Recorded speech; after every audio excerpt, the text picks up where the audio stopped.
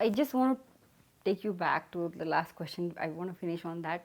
So we were talking about bio-entrepreneurial, and then because to be truly be successful at this business, you need to be innovative. And current situation in the bio industry or the pharma industry is that we are replicating this. We're more on biosimilars, and India is actually doing very well on that, and that should be done. I mean, but what is that we can do to encourage innovation? Like a real innovation, because that would make a huge difference for society and science. If So you're absolutely right. 2 out of 3 children in the world will get a vaccine made in India, right? Indian generics drugs are extraordinarily successful globally, right? And this is a fantastic situation.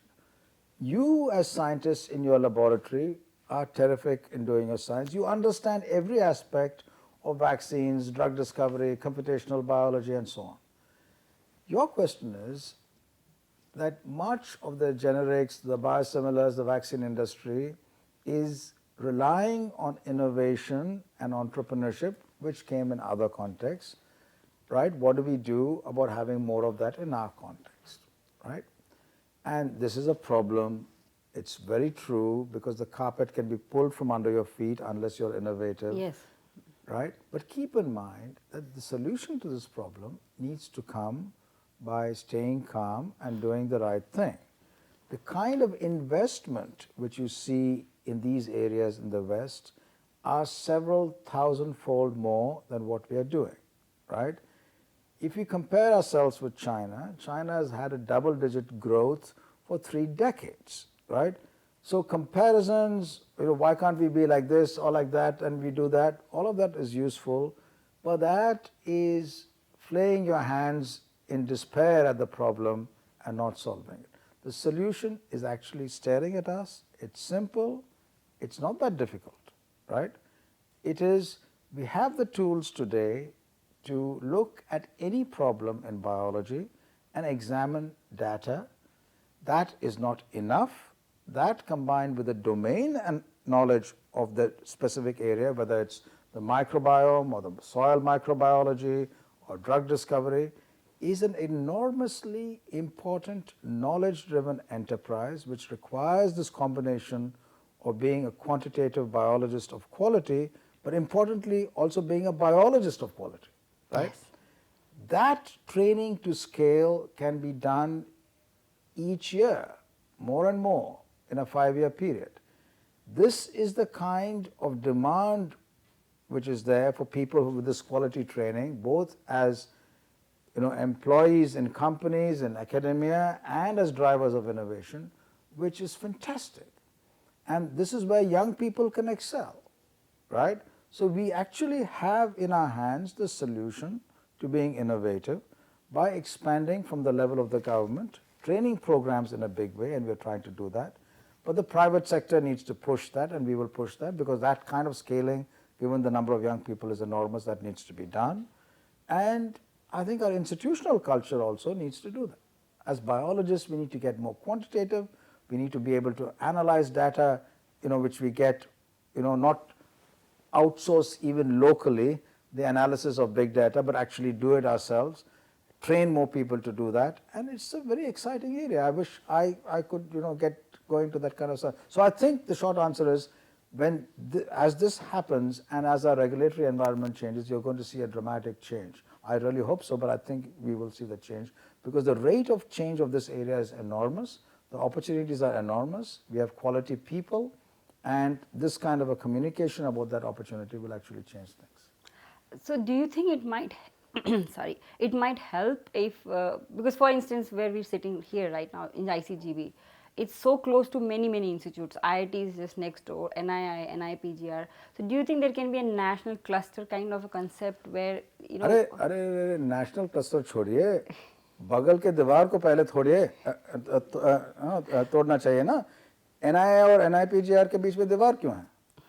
दोनों department of biotechnology fund करती है, तो दीवार निकालो, common चाय का अड्डा करो, then there will be a lot of interaction. Similarly with NII, similarly with JNU, with AIMS, with IIT, This cluster should come up at the level of students.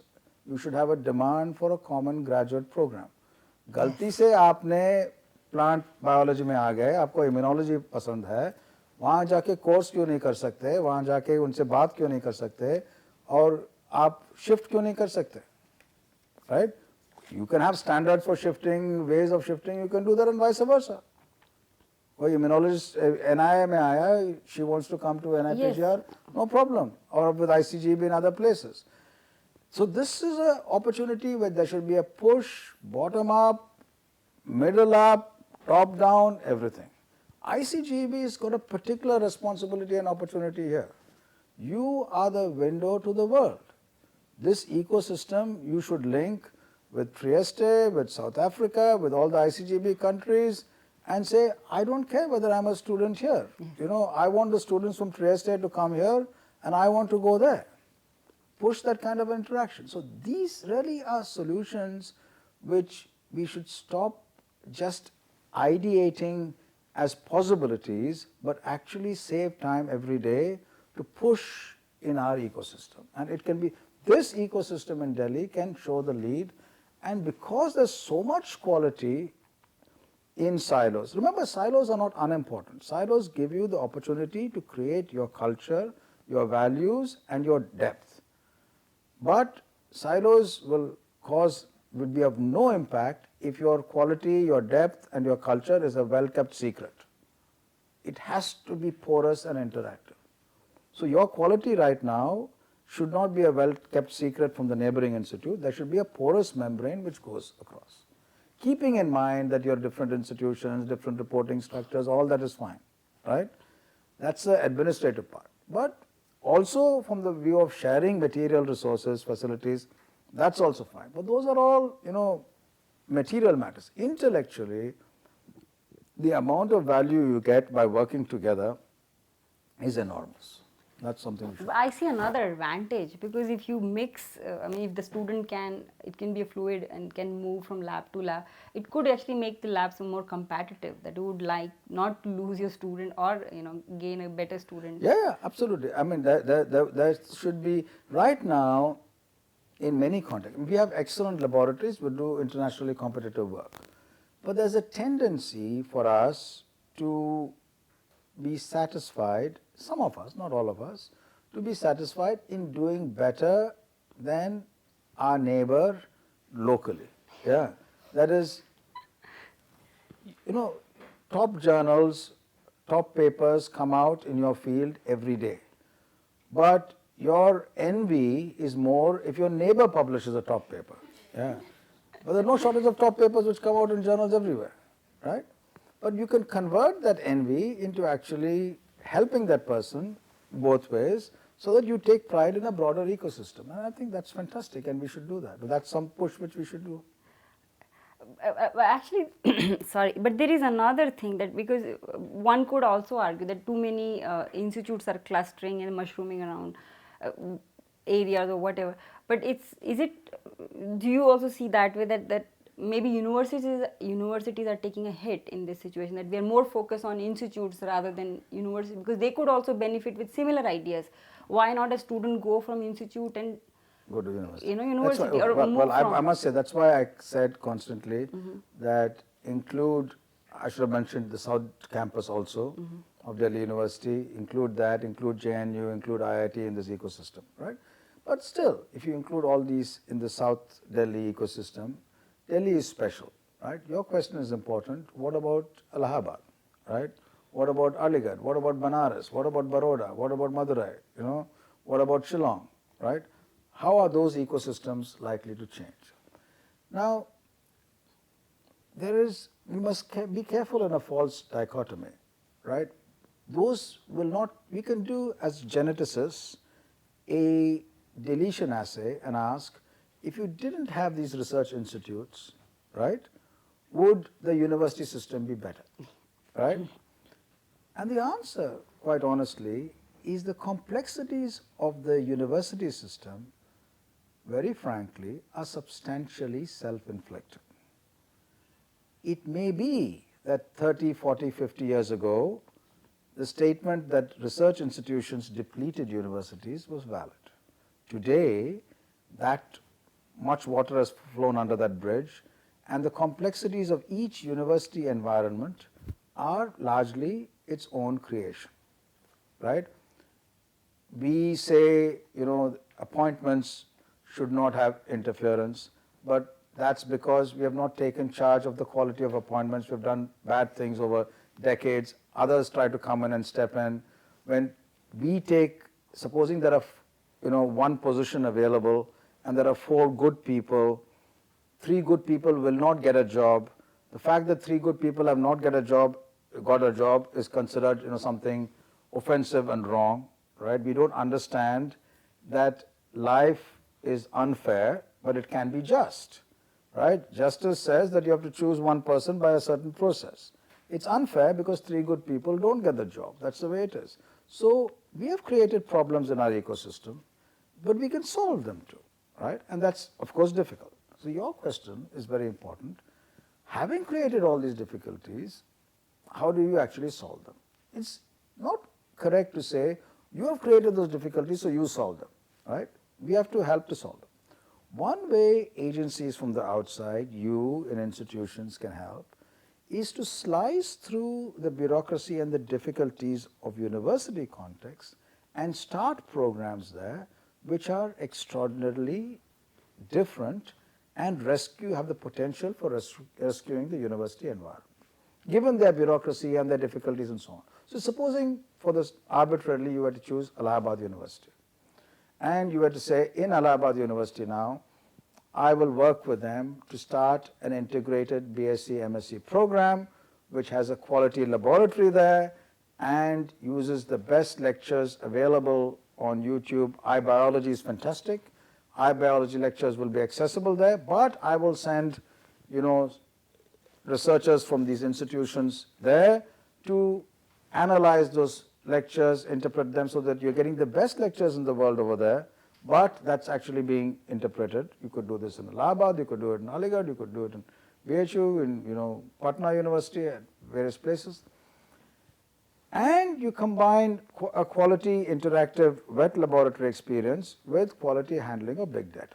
I do not see a problem with some intense effort of doing this in one university each year, right? So that in 10 years, you have 10 university environments, apart from the new ones which are starting, the IISERs and the AIMS, they can go on their own steam. These older ones, each in biology, and if the physicists do it for the physics, and the chemists do it for areas in chemistry, these places can be transformed. We need to work with them to have a program which, not just gives them a check and says, do this, I'll give you next year's check if you do this, but actually work with them in the development and implementation of a program which interacts with these institutions. So we are actually going to try that out this year. We hope to have that in place with one university this year so that the next academic year we can have an integrated program where that place has a branding which can become the best in the world, and then the year after next year work on starting the one next after, so that every year there's one place there. If this program works well, I think it will be example to others, but my feeling is for it to succeed, it needs your help, but it needs to be a broader program which works with DST and other agencies with MHRD so that all of science has a rejuvenation method of this kind. So let's see.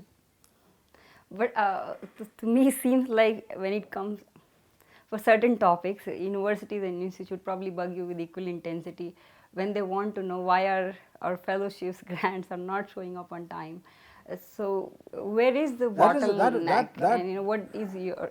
There's no bottleneck. There's only neck. Right? And that actually, fortunately, is getting better. So what happened is 2 issues over the last 4 or 5 years, which actually the government has addressed in the last financial year, which just ended, and in this year. For many years, we used to get, let's say, 100 units of funding. That used to be cut midterm at become 70. And so we started our plan, right, with what we want to do with 100. Actually, we asked for 200 in a 5-year plan. We're given 100, and then you're cut in midterm to 70. So our programs are disconnected with what actual resources we have, and we are constantly clearing our debt. That is one problem. The second problem are internal processes where of an era when we started DST or DBT or whatever. Our scale has grown so much, but our internal processes are still cumbersome and follow the same processes when our number of grants were small. Right? That's changed very nicely with the DST starting the Science and Engineering Research Board, which actually funds much faster. And the DBT also needs to have a process by which this can be done faster. So poor funding or uncertain funding resulted in our scale being larger than what it should have been, right? And poor processes. Both these have now been addressed. The first, I would say completely. For the first time in the last financial year, we did not get a midterm cut. I think the government is fantastic in not cutting us. And we actually spent all of that amount. So effectively, we got 30% more last year, and we cleared up a lot of the backlog. And now, this financial year, we got actually a 15% increase. And we will clear up the remaining part. So I think things are getting much better on that front. And as we computerize better and better, this will actually improve. But the key aspect over here is really your feedback. We have actually got better. We can congratulate ourselves saying that we have done a better job the last few months, but it's hugely due to the kind of feedback which we constantly get. So don't hesitate to write at every level to say, here's a problem, solve it, and we'll work to solve it. And that should keep making the system better and better. But do you think there was a lack of communication then between government and the scientific society, that we didn't communicate enough? That why is that they didn't understand, and it could happen again? No. I think it's a many of these problems are not something which is this or that, but it's a small amount at every level. It's not that, what is the government, right? Is the Department of Biotechnology the government? Is the Ministry of Science and Technology the government? Or is it the Finance Ministry?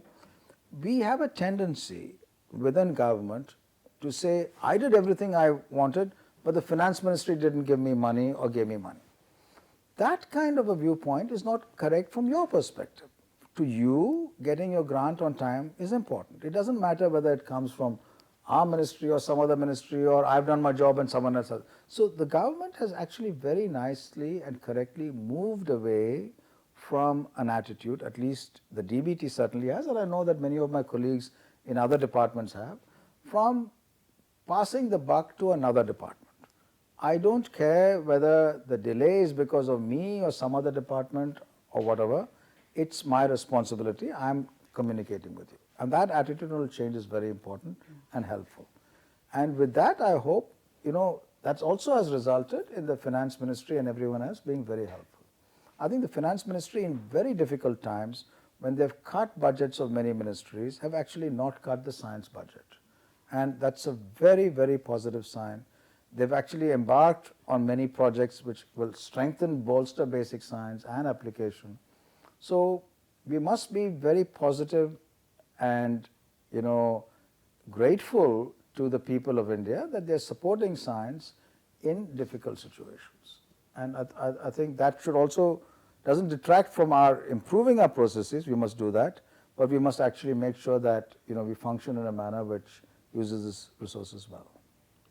So coming back to DBT, so a lot of, specifically for grants, most of the DBT grants are just for 3 years in general. And then there are a few exceptions, COAs, and so in some fields, especially the PI, young PI, that it's not enough time, because if you have a huge lab, probably that time does not, but for a starting out investigator, 3 years, especially in biological development of science, it takes longer time to come to a conclusion. So the question is, why do we have grants which are for 3 years? Why can't we have grants for 5 years? More like 5 years, yes. The challenge in India is that we have to balance 3 components in our funding system. One is sustaining and amplifying excellence. The other is ensuring that capacity of modest kind which is there in a broader ecosystem increases. And the third is capacity building in areas where it's not there. And this is a big challenge, you know. So when we fund a grant, what we have done now is we have divided them into these categories. So if you are from an excellent ecosystem, our demands are much higher. Right. And the chances of you not getting the grant are actually much higher. Then if you are from a system where the capacity is very poor, we'll be much more generous over there, right? The amount of money there will be much smaller. Amount of money here is larger because it's bigger science, but the demands will be much more. But what we have not done is we have not changed. We have got some programs which are 5-year programs, and more of those for this high end will happen because we're distinguishing this. But our generic program is fraught with certain kinds of problems which we're trying to address. As an investigator, right, when you get a 3-year grant, I completely agree that there's a problem. By the time you are starting to finish the grant, right, you have to give a renewal and you have to be productive. This forces you to be productive for the sake of being productive rather than following science, right? And you adopt all sorts of innovative methods to do that. So that really is an issue which is simply addressed by the metrics we put in on your first grant and say that for the renewal of your first grant, these are the metrics which will be much more generous and flexible. We haven't done that. We have said that in many of our task forces, but again, our committee needs to imbibe that culture and we'll write that down. We've also, by the way, changed our metrics for assessment of quality. We make demands that committees actually read the work and not look at impact factor and the journals. That's on our website. So we are now pushing also to actually have your work published rapidly on preprint servers so that would be sufficient for us to evaluate while you in due course get it published. So these are dramatic changes which will actually, independent of the length of your grant, allow you to have your work examined for your renewal in an interesting way. And those will be implemented. But our system really, because of the very large number of people, is much more comfortable, but the government system in general, with having a 3-year period by taking a call rather than a 5-year commitment in terms of locking in resources where we also need to broaden capacity. But we can change that for specific contexts. So one is this because I'm just coming back to that, which is because some problems can be solved if a lot of innovation comes from biological sciences. And one is there is maybe a psychological difference in how we treat a person who's pursuing applied science and then somebody who's successful at the basic research. And currently, if you're doing well in basic research and publishing Cell, Nature, you're kind of valued or respected more than a scientist who's pursuing applied science and maybe getting patents. So while you're evaluating the work, so do you think at that level the difference also should be made that Yeah, that's our ecosystem again, which we need to change internally, because again, from DBT's policy, it looks at good science as opposed to intermediate quality science or bad science. It's agnostic to whether it's basic or applied or what you do. Our committees need to change our attitudes, and that's a cultural change which we need from within. DBT's official policy is it doesn't matter where you publish, what you publish is what matters. And we must have within our institutions metrics to say that, look, I'm doing work of this kind, this is the way I will measure quality, and whether it's basic or not, I'll have different ways of measuring it, but these are my ways. It's not the number of patents or the number of papers. Exactly, like the value of the both are irrelevant, but institutional protection of diversity of approaches to science is important. That protection cannot come by diktat from above or outside the institute. It's really an institutional cultural issue, right? Do you say that you want to protect someone's time and resources because she needs a 10-year haul to do something very formidable and interesting, right? The institution can give the protection. But conversely, does it mean that everyone who says that they'll have a 10-year haul should be protected? No. How do you decide that? It's a judgment call. Who can make that judgment call? Your institutional leadership, collective leadership. If you say, I want to quantify and do everything, then you need an institutional computer to decide that, right? and that institutional computer will do something really ghastly. Students have few questions. In India, there's always the issue of GMO crops comes up, and there's a lot of literature supporting GMO crops from within India and from outside also, and there's a group which is against it. So why doesn't the DBT or Department of Science consider an independent study and just put an end to this debate so that at least the plant scientists can work forward? So this is an important question which goes beyond GM crops, but relates to societal responses to science and technology. Now, as scientists, and in terms of GM crops, the global view of the best scientists for specific crops which are in question, right, has a certain approach about regulation, testing, safety and introduction. And that's a very robust approach. Now, the problem is that what has happened is that the debate has moved from the science to an ideological question, right? And that's why we are very puzzled as scientists when we hear questions about GM crops which go the following way. You say, someone will say, it doesn't treat the problem, right? And then you give evidence why it treats the problem. Then they'll say, if that is the problem, then this is not the, a fully applicable solution or the best solution. And then you say, no, it's the best. Then they say it's risky, and then you say the risk is minimal or not there. So the point is that you have at one level a scientific way of addressing issues. At the other level, you have a person who basically is raising new questions every time you answer the previous one. Now, it's easy to be dismissive of this and say that that person is not understanding or is motivated and so on. But really what the other person is doing is looking at multiple parameters which are expressing their fear, as it were, right? It could be, views about industry dominating agriculture, right, or biodiversity, or about specific views about what to eat and what not to eat. And those in this broad grouping fall into two categories. Those whom one can discuss with and move to a position which is reasonable, right, and those no matter what you discuss they will never move, right. With GM crops it's one kind of an issue, but this kind of an issue is more serious because it's there with vaccines also today.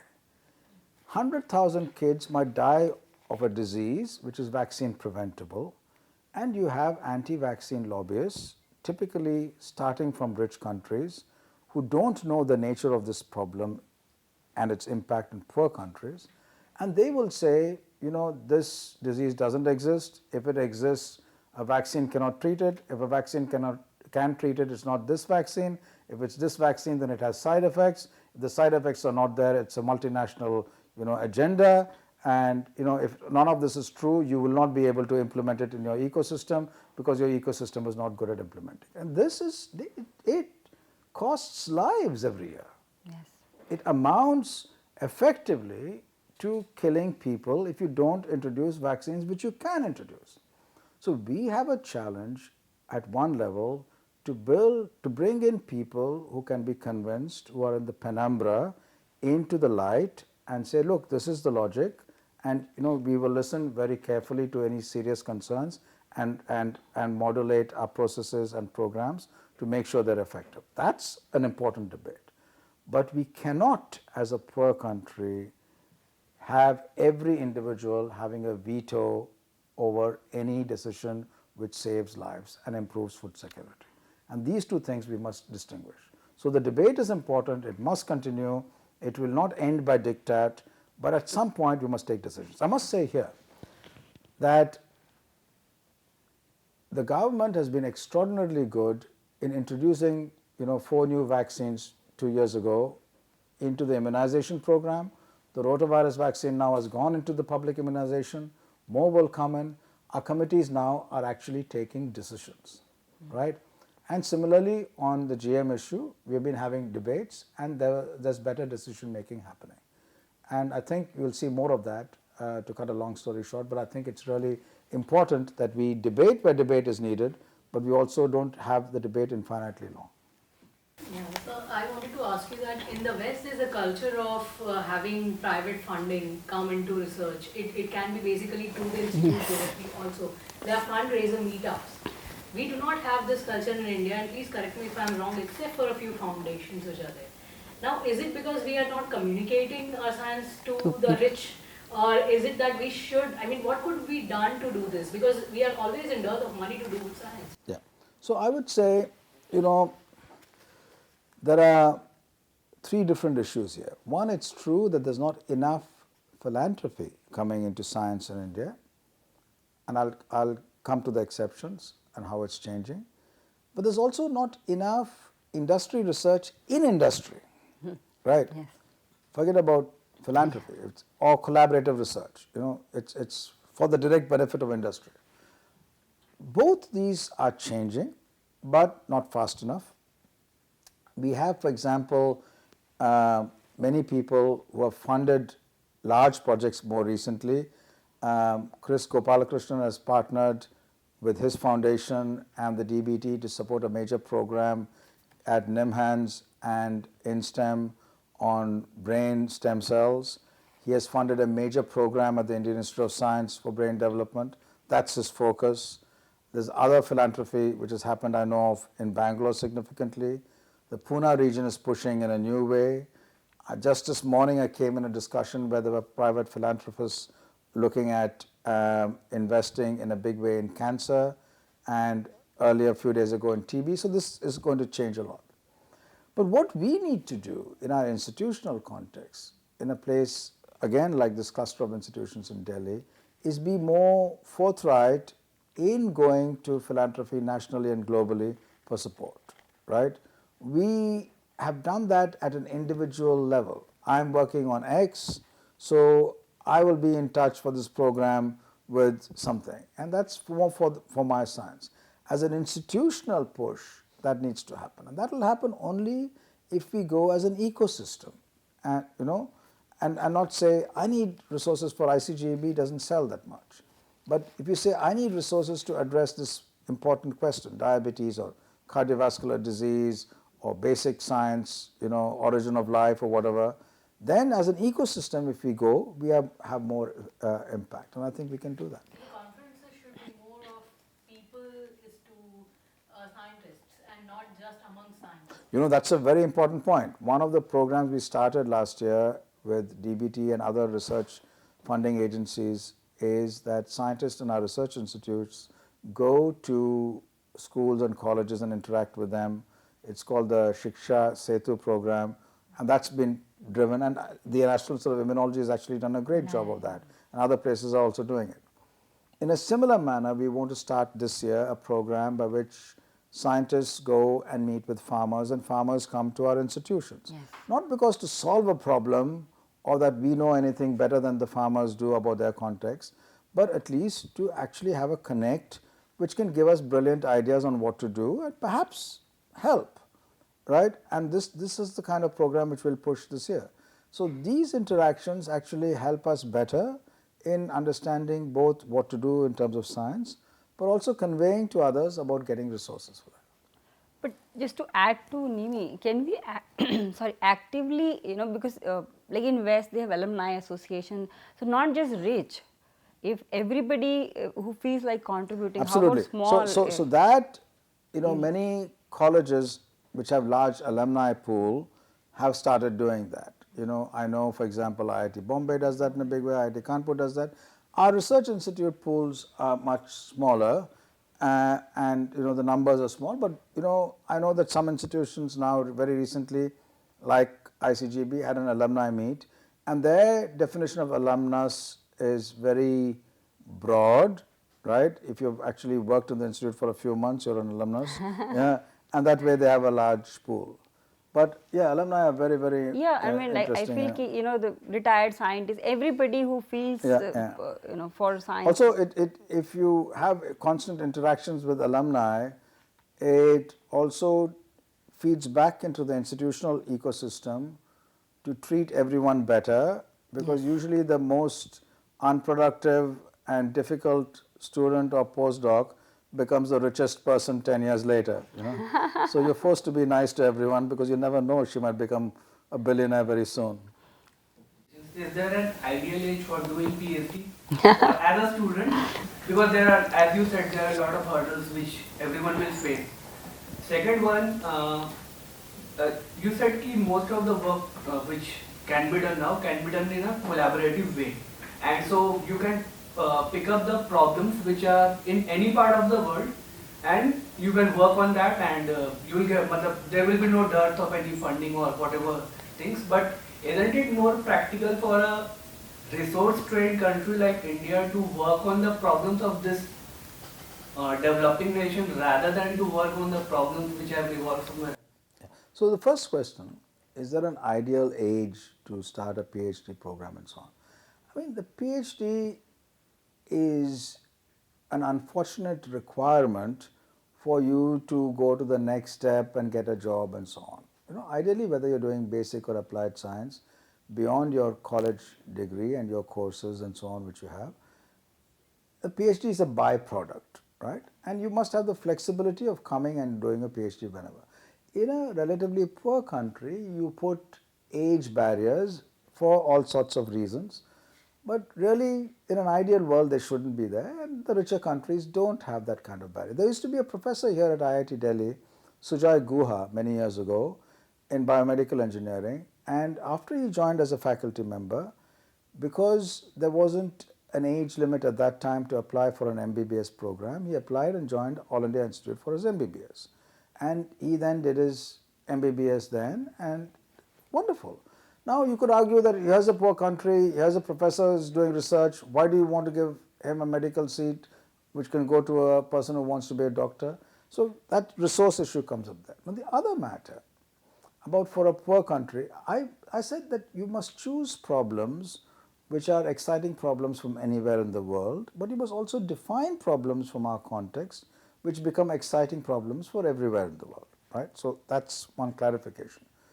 But your question is, should we not therefore, given a resource poor country, be focusing on useful research? The problems are two kinds. One is we don't know, except with hindsight, what is useful or not, right? If we knew that if I do this, this will be useful, then I would do only that. Part B of that is useful work also comes by robust training. Let's take, for example, India does fantastic petrochemical industries, right? Yes. And you could say, you know, that petrochemical industry or our generics industry or vaccine industry is what we must focus on. But that came because you took students in schools, trained them in something which was, you know, as chemical engineers or pharmacists or whatever. Training is important. And so at the foundational level, you're absolutely, you know, I think you need a diversity, and there you don't narrow down. At the intermediate level, you are not sure about what will be useful or not. So there also you hedge your bets a little more. At the level of missions, I completely agree with you. We must take on missions, both which are adventurous, you know, Mangalyaan or Origin of Life or this thing, but also focused mission, eradication of polio, malaria and so on. And we can do a lot better. Malaria, dengue, tuberculosis, its eradication or reduction is not just a scientific problem, it's a public health problem, you know. And why aren't we being more effective there? We used to be effective and we have become uncoordinated. So those things we need to push a lot more focus there. So the answer to your question is it depends on what you want to do. We can't do everything of one kind or the other. But one very important other point, would you say that we are a poor country, right? And so we should not listen to music until we solve our problems? That we shouldn't laugh until we solve our problems? You wouldn't say that? Yes. But science is like music, it's like painting, it's like art. There was a group of African scientists who came to Bangalore many, many years ago, and someone said that science which we do to interact with the African countries must be of relevance to to Africans. And I asked, what if an African scientist, a student, a boy or a girl, wants to go and discover the Higgs boson? right, and be part of that team, right? No, they have lots of problems, they need to solve that first. But I want to be an African mathematician, what's wrong with that? I want to be an African number theorist, what's wrong with that? So from the perspective of me as an individual, how can I restrict my opportunities because of the accident of my birth, right? I'll strive for whatever I want to do, and it's fantastic. India is unusual in post-colonial countries that it gives the poorest of the poor people an opportunity to be a number theorist or a painter or a musician or a scientist. And it's true we are resource poor, but some of that we need to constrain and address that. So there are multiple reasons at the foundational level to have a diversity of institutional structures. When we say that like this 0.8 to 0.9% of the GDP only goes into research, so are we actually resource constrained or is it like an understatement? As with India, it's always very complex. This, on one hand, this 0.8% includes space, atomic energy, DRDO, as well as our science ministries. And a significant part goes into technology missions and not to foundational science, right? That's the way it is. On the other hand, there are many other inputs which go into foundational science which are not added onto this, because we need to better document that and bring it in. There are investments which industry makes into research which also go into this, but that's underreported. Industry actually recently, the last decade, has been spending a lot more on its research. The only reporting which comes is that part of industry's funding which they formally ask for a tax break as R&D investment. Supposing they invest in R&D without asking for a tax break, and there are many kinds of research which they do, it doesn't come there. So overall the number may effectively come back to 0.8, right? But it still needs to increase, but I wouldn't put too much storage by a number. I would break it up into components and see how you can improve. How is that you can encourage younger talent to pursue career in sciences, research? Because seems like a lot of the lot is going to other lucrative options. So as someone, as you mentioned, I'm on Facebook a lot, and one of the things which struck me, so I was interacting with lots of scientists about fellowship hikes over the last couple of years and so on. And one important point which has changed rather dramatically in India is that we have a situation now where if you look at the diversity of people in science today, right, and in my Facebook interactions, there were many people to whom a fellowship hike was important because they actually sent a significant part of their money back home, right? And so every rupee matters. But yet, here are poor people who could have left going into science and gone into a regular job who are coming to science. So actually science is attractive to many people, right? How can we make it attractive to more? And right. why is it attractive to many people despite whatever our situation? We should not underestimate the impact of having people who are role models who have gone on and talked about science, right? There are many people, men and women, who have done that. We need to do a lot more. I mean, Kalam's impact was huge, but we need to have many others. C.N.R. Rao goes around all over the country talking. Balram goes around all over the country talking, right? There are many people, and we should do a lot more of that, and we should also use social media a lot for impacting on that. And there, younger people talking, you as a PhD student have a family, that family has got a larger, family there. Us talking about it actively is important. I'm very pleased to say that there are many young scientists, starting investigators today, who actually write about their work in newspapers a lot more. We need to do that a lot more in our languages, in Hindi, Tamil, Marathi, and so on and so forth. That needs to be done. And we also need to convey the excitement of science, the difficulties of a scientific career, the complexities, and I'm sure, we'll have more and more people coming into the breadth of science if we do that. So that again is something which we need to push a lot more. But part of it is the very large number of young people that, no matter what you do or don't do, there'll be a significant number coming into science. But we need to actually make it more active. Right, right. And And you have really broadened the horizon of your answer, because I have seen two real life cases where people have, for an equal pay scale, abandoned research or doing a PhD dream which they had harbored for long because they had families to run, and only for the fact that the fellowships never came on time.